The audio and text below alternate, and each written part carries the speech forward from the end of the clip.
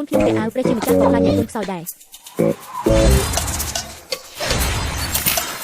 នៅរបស់ខ្ញុំអាចមើលឃើញរចនាសម្ព័ន្ធខាងក្នុងនៃទូរស័ព្ទនិងព័ត៌មានបន្តិចបន្តួចនេះខ្ញុំអាចមើលបានហើយអរគុណព្រះជាម្ចាស់ដែលបានរបស់ល្អមកមើល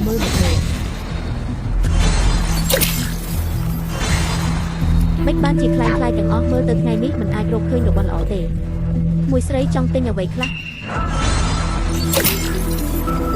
ហើយកញ្ចក់សັບទេវខាត់នេះពិតជាមានតម្លៃ50,000រៀលលោកចា៎តាមមួយនេះមានតម្លៃ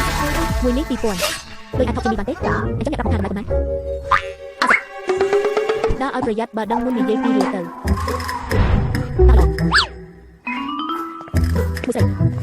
ខ្ញុំអាចមើលកញ្ចក់មួយដែលស្ថិតនៅក្នុងដៃរបស់អ្នកបានទេ